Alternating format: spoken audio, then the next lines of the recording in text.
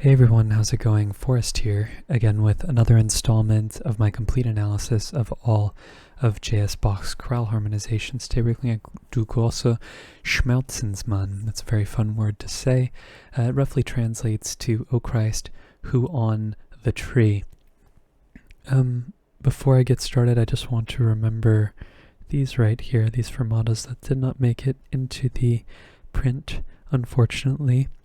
Other than that, relatively straightforward chorale. A couple of interesting points to talk about as far as modulation is concerned, but other than that, I think it's a fairly straightforward analysis. We're just going to hop right into it. So we have one sharp in the key signature. We start with E minor.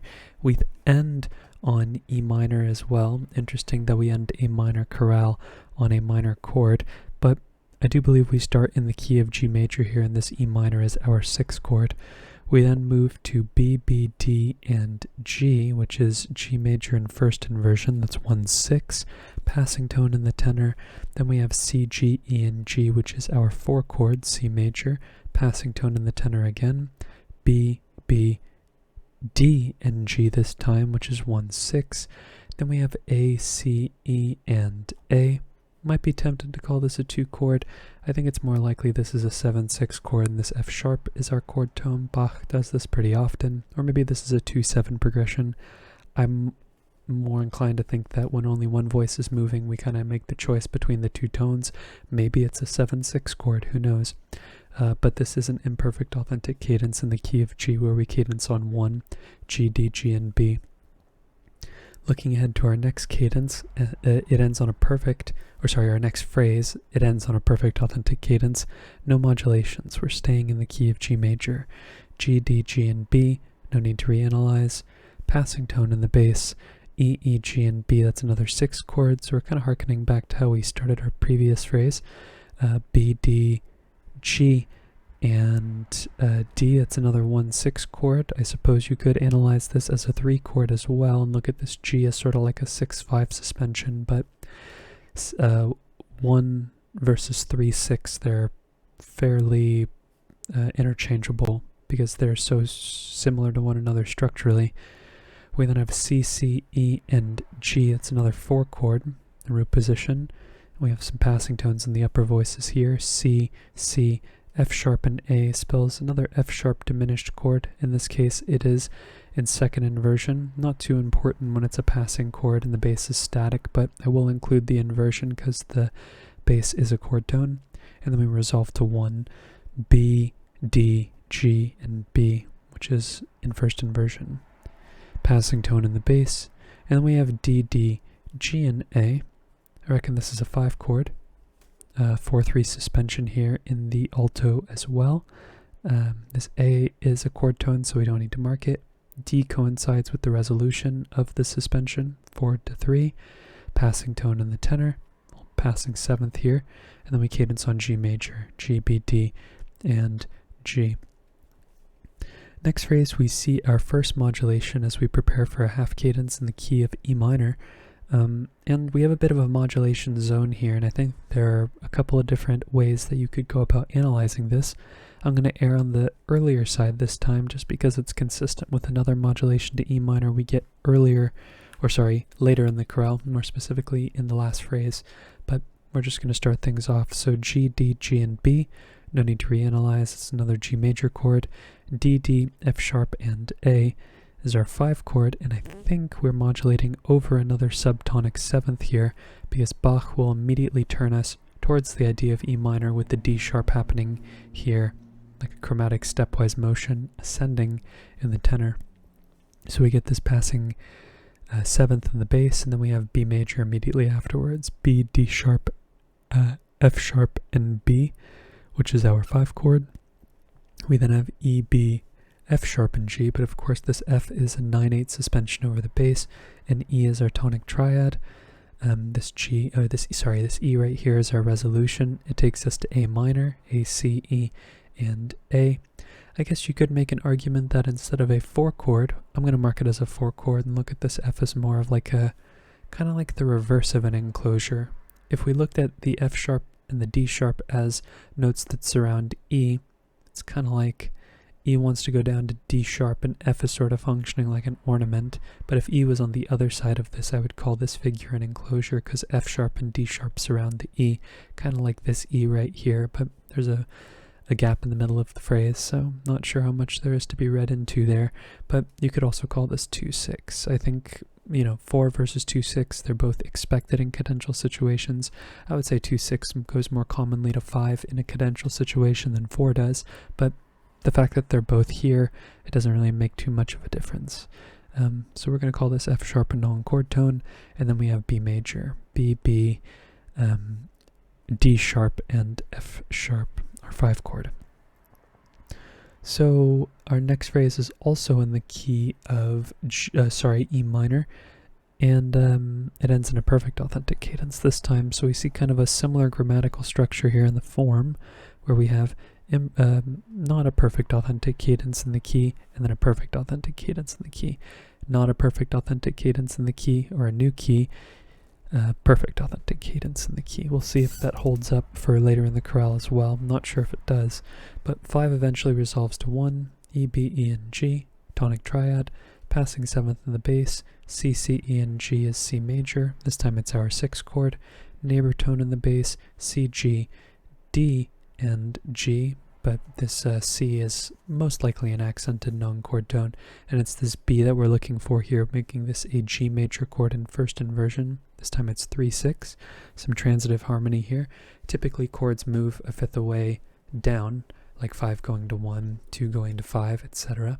1 going to 4, but Bach does transitive harmony all the time. Transitive in the sense that it goes in the other direction as well. So after our 3-6 chord, we go to A, C, E, and A. That's A minor in root position, which is 4. This D sharp is a neighbor tone, leading us to A sharp, C sharp, E, and G.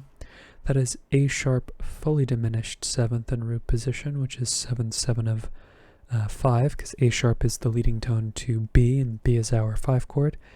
B, F sharp, E, and F sharp. This E is a 4/3 suspension over the bass, but we know that a 5 chord's being implied because it's going to resolve to D sharp here.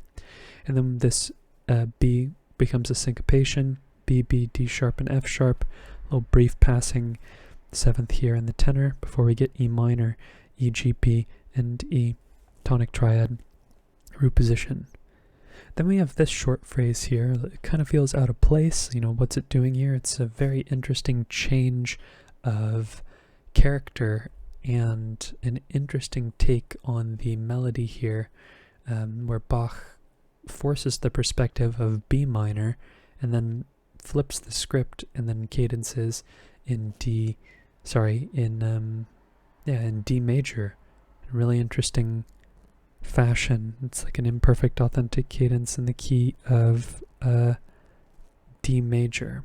Or I suppose it could be a half cadence in the key of G major, but I think it's an imperfect authentic cadence in the key of D major. So starting the phrase off, we have a direct modulation. No, not a direct modulation actually. I'm going to say that it is a common chord modulation to B minor, where this E minor is our 4 chord, and that takes us immediately to 1, B, B, D, and F sharp, which is our tonic triad.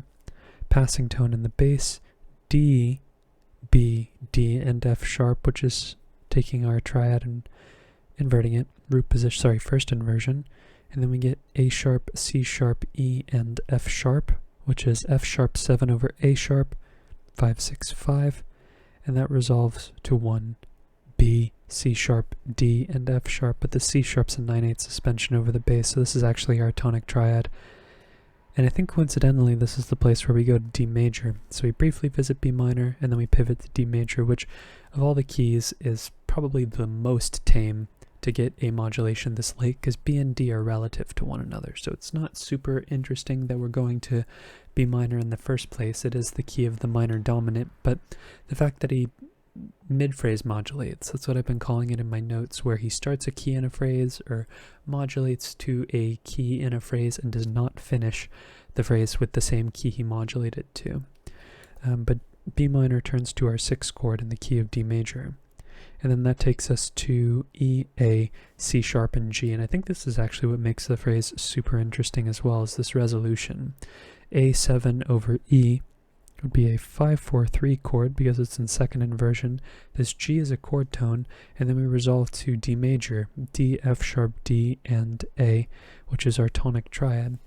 For starters, 6-5-1 is a relatively uncommon configuration for an authentic cadence in general. So imperfect authentic cadences typically have like a wide array of different possible configurations, inversions, permutations of chords.